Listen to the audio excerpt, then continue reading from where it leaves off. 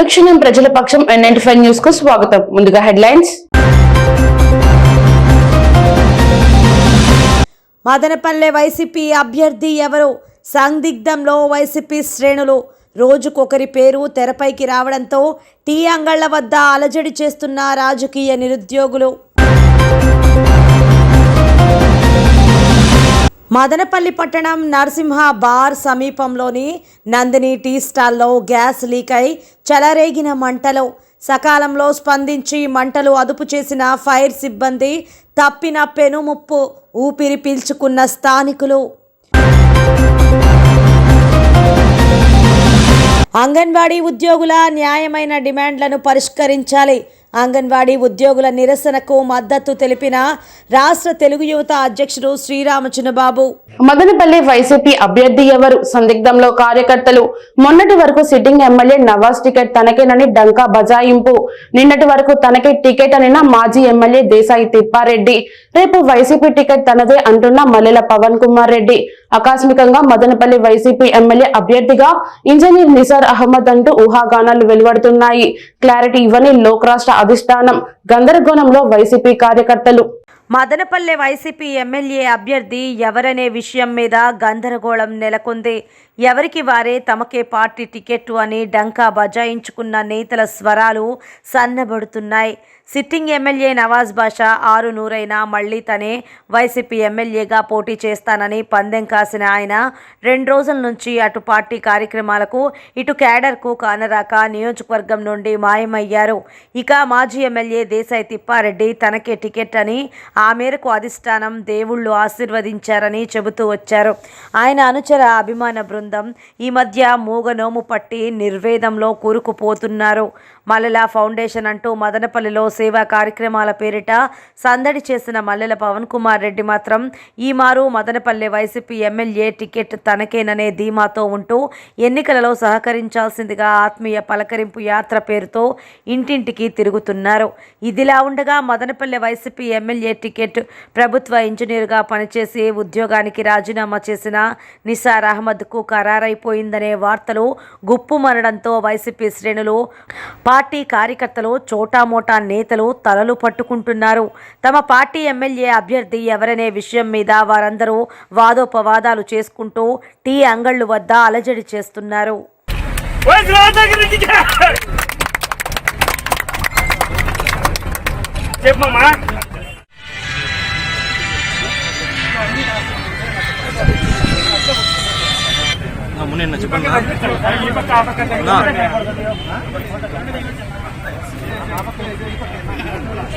లోగోలు అన్నీ వింటున్నా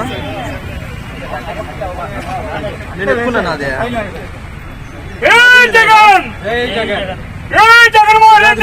దగ్గర ఉంది. నా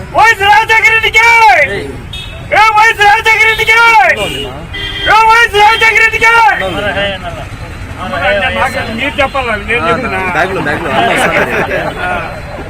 నేను ఆ మాట అన్నప్పుడు మీరు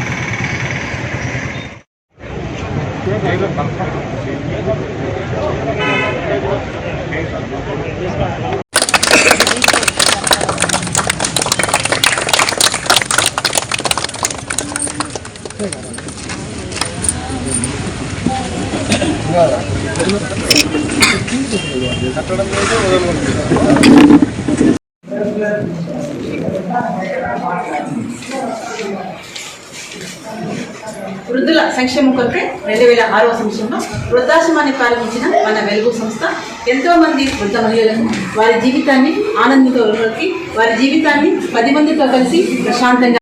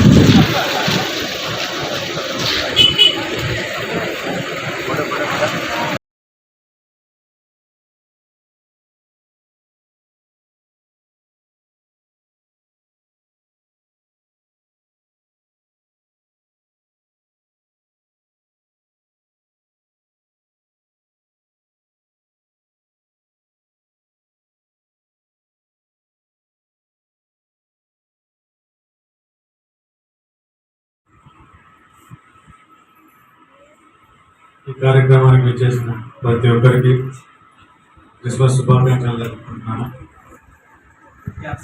ముఖ్యంగా మన పాస్టర్ గారికి నా శుభాకాంక్షలు.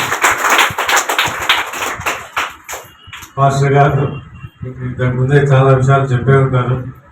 యేసుక్రీస్తు గారి జీవితాన్ని తీసుకుంటే ఆయన మనిషి ఏ విధంగా బతకాలా, మంచి చెడులకి డిఫరెన్స్ ఏందని ఎన్నో సూక్తుల రూపంలో చెప్పడం జరిగింది. వైసీపీ ప్రభుత్వం అధికారంలోకి రాకముందు ప్రతిపక్ష నేతగా జగన్మోహన్ రెడ్డి అంగన్వాడీలకు ఇచ్చిన హామీలను నెరవేర్చకుండా 5 సంవత్సరాలు కాలయాపన చేసి అంగన్వాడీ ఉద్యోగులను నట్టేట ముంచేసిన జగన్మోహన్ రెడ్డిని తీరును నిరసిస్తూ అంగన్వాడీ ఉద్యోగాలు చేపట్టిన నిరసన కార్యక్రమాలు 5 రోజులకు చేరుకోవడంతో బుధవారం ఐసీడీఎస్ కార్యాలయం వద్ద అంగన్వాడీ ఉద్యోగుల నిరసనకు రాష్ట్ర తెలుగు యువత అధ్యక్షుడు శ్రీరామ్ చంద్రబాబు మద్దతుగా నిరసనలో పాల్గొని సంఘీభావం తెలియజేశారు. ఈ సందర్భంగా ఆయన మాట్లాడుతూ అభివృద్ధి అంటే అర్థం తెలియని ముఖ్యమంత్రి జగన్మోహన్ రెడ్డి రాష్ట్రాన్ని ఎలా అభివృద్ధి చేయగలరని ప్రశ్నించారు. అమ్మకు చెల్లికి న్యాయం చేయలేని ముఖ్యమంత్రి అంగన్వాడీలకు న్యాయం చేయగలడా అని విమర్శించారు. అమలు కాని హామీలతో అధికారంలోకి వచ్చిన జగన్మోహన్ రెడ్డి పాలన చేతకాక అస్తవ్యస్తమైన పాలనతో 5 ఏళ్లు కాలయాపన చేసి అంగన్వాడీలకు తీవ్ర అన్యాయం చేసిన జగన్మోహన్ రెడ్డిని ఇంటికి పంపించేందుకు రాష్ట్ర ప్రజలు సిద్ధంగా ఉన్నారని ఎద్దేవా చేశారు. ఈ కార్యక్రమంలో parliament general secretary Doraswamy Naidu, Madanapalle assembly Telugu యువత అధ్యక్షుడు అరుణ్, అమర శంకర్, రవి పెద్ద సంఖ్యలో టీడీపీ కార్యకర్తలు పాల్గొన్నారు. సోదరీమణులందరికీ కూడా పేరు పేరున నా నమస్కారాలు తెలియజేస్తూ, మీరు చేస్తున్న ఈ ఉద్యమం 16 రోజులు తీవ్రతోతున్నా కూడా ఈ రాష్ట్ర ప్రభుత్వంలోని మంత్రులకు కానీ, ముఖ్యమంత్రికి కానీ, ఎమ్మెల్యేలకు కానీ ఎవరు కూడా పట్టించుకున్న పాపాన్ని పోలేదు. మీ న్యాయమైన కోరికలను, ఎందుకంటే గత ప్రభుత్వంలో నారా చంద్రబాబు నాయుడు గారు ఉన్నప్పుడు ప్రతిపక్ష నేతగా ఉన్నటువంటి జగన్మోహన్ రెడ్డి ఆ రోజు కర్ణాటకలో కానీ తెలంగాణలో కానీ పెంచినారు, మీరెందుకు ఆంధ్రాలో పెంచలేదు అని అడగడం జరిగింది. ఈ రోజు అదే జగన్మోహన్ రెడ్డి ముఖ్యమంత్రి అయ్యాక తెలంగాణలో పెంచినా కూడా ఇటు పట్టించుకొని పాపాన్ని పోలేదు. కాబట్టి ఓట్లు అడిగేకి వస్తాడే తప్ప తల్లికి చెల్లికి న్యాయం చేయలేనాడు మనకేం చేస్తాడనేది ఆలోచన చేయాలని మనస్ఫూర్తి కోరుకుంటూ, మీ న్యాయమైన కోరికలకు ఎప్పుడు తెలుగుదేశం పార్టీ మా అధినాయకులు నారా చంద్రబాబు నాయుడు గారు, అదేవిధంగా మా యువ నాయకులు నారా లోకేష్ గారు ఎప్పుడు కూడా మీకు సంపూర్ణ మద్దతు తెలియజేసినారు. కాబట్టి రేపు కూడా కుప్పంలో 3 రోజులు చంద్రబాబు నాయుడు గారు పర్యటన ఉంది. కాబట్టి మీ యూనియన్ కి సంబంధించి ఎవరన్నా కుప్పంకి వచ్చినా కూడా నేను తీసుకెళ్లి సార్ను మాట్లాడిస్తాం. ఎందుకంటే ఇది రాజకీయాలకు వేదిక కాదనేది మాకు తెలుసు. ఎందుకంటే మీరు అడుగుతున్నటువంటి, మీరు కష్టపడుతున్నటువంటి న్యాయమైన డిమాండ్లు పరిష్కరించాలనే మేము వచ్చాం. కాబట్టి మీకు ఎల్లప్పుడూ కూడా మేము అందుబాటులో ఉంటామని ఈ సందర్భంగా తెలియజేసుకుంటూ, రాష్ట్ర వ్యాప్తంగా మీరు ఏ కార్యక్రమానికి పిలిపించినా కూడా మీకు తెలుగుదేశం పార్టీ తెలుగు యువత సంపూర్ణ మద్దతు తెలియజేస్తామని ఈ సందర్భంగా తెలియజేసుకుంటూ, మీకు ఏ కష్టం వచ్చినా కూడా ఒక అన్న తమ్ముడు వలె మేము మీకు ముందుండి నడిపిస్తామని ఈ సందర్భంగా తెలియజేసుకుంటూ, మీ ఈ అవకాశం ఇచ్చిన పెద్దలందరికీ ప్రత్యేక ధన్యవాదాలు తెలుపుకుంటూ, జై తెలుగుదేశం, జై చంద్రబాబు, జై లోకేష్. పట్టడం లేదా? మీ విలాసాలకైతే డబ్బులు ఉంటాయి, మీ అపార్ట్మెంట్ కట్టుకోవడానికి డబ్బులు ఉంటాయి. ఇప్పుడు ఏదో కొత్తగా ఒకటి ఆడుదాం ఆంధ్ర అంట, దానికి ఎన్నో లక్షలు ఖర్చు పెడతా అంటారు ప్రోగ్రాములకు. ఆవిడకైతే డబ్బులు ఉంటాయే కానీ కనీసం 16 రోజుల నుండి వాళ్ళు కూర్చున్నారే, వాళ్ళు పిలిచి వాళ్ళ పరిష్కారాలు ఏమని పట్టించుకొని ప్రభుత్వము, ఈ ప్రభుత్వానికి చిత్తశుద్ధి లేదు. వాళ్ళు ఏమడుగుతున్నారు? మాకు 7,000 చావడం లేదండి, మా మినీ అంగన్వాడీ రెగ్యులర్ అంగన్వాడీలు చేయండి, మాకు వేతనాలు పెంచండి, పర్మనెంట్ చేయండి అని అడుగుతా ఉన్నారు. దాన్ని కూడా పట్టించుకోకుండా ఈ ప్రభుత్వము చాలా దురదృష్టంగా పాల్పడుతోంది. దీన్ని ఖచ్చితంగా తెలుగుదేశం పార్టీ తరఫున మేము ఖండిస్తున్నాం.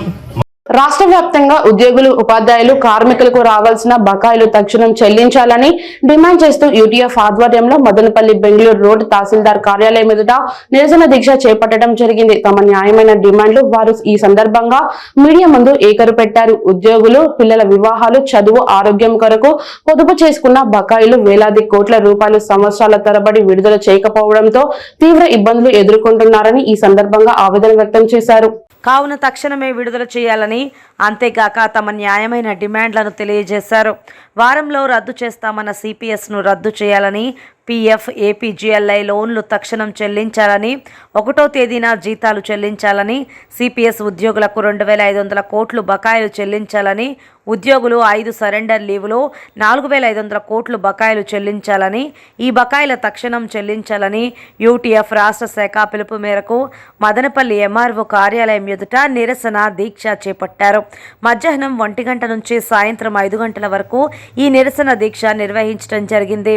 ఈ కార్యక్రమంలో యూటీఎఫ్ జిల్లా గౌరవ అధ్యక్షులు సుధాకర్ నాయుడు, జిల్లా కార్యదర్శి Puram Venkataramana, Bhaskar Reddy, division convener Egaventi Sudhakar, rural అధ్యక్షులు గాలి రవీంద్ర, ప్రధాన కార్యదర్శి మల్లేశ్వరబాబు, డివిజన్ నాయకులు విజయ్ కుమార్, శైలేష్, అంజాద్, గంగులప్ప, ఆదినారాయణ, సురేంద్ర, వెంకటయ్య, ఉత్తన్న తదితరులు పాల్గొన్నారు.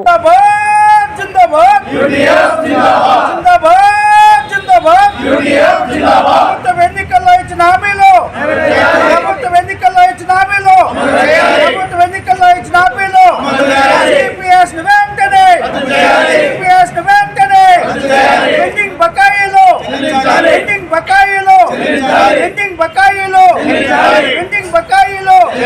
ఉద్యోగోపాధ్యాయ కార్మికుల ఐక్యత, ఉద్యోగోపాధ్యాయ కార్మికుల ఐక్యత. జిందాబాద్ జిందాబాద్ జిందాబాద్ జిందాబాద్. ఎన్నికల్లో ఇచ్చిన హామీలు పిఎస్సి బకాయిలు, ఏపీజీఎల్ఐ బకాయిలు, పిఎఫ్ బకాయిలు.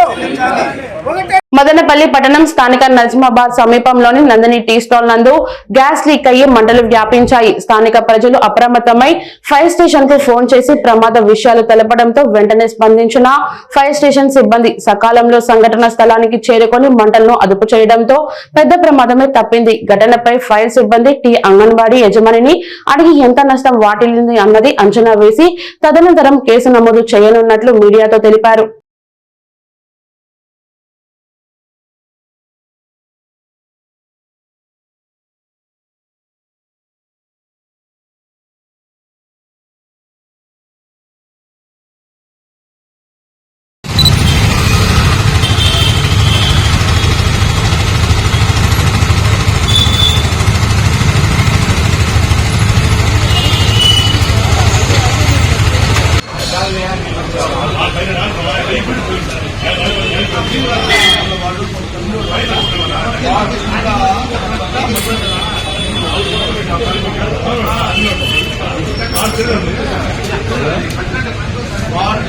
Madanapalle institute of technology and science నందు బీటెక్ చదువుతున్న విద్యార్థులు all India council of technology education New Delhi వారు నిర్వహించిన స్మార్ట్ ఇండియా హక్థాన్ 2023లో ప్రతిభను కనపరిచినట్లు కళాశాల ప్రిన్సిపల్ డాక్టర్ సి యువరాజ్ అన్నారు.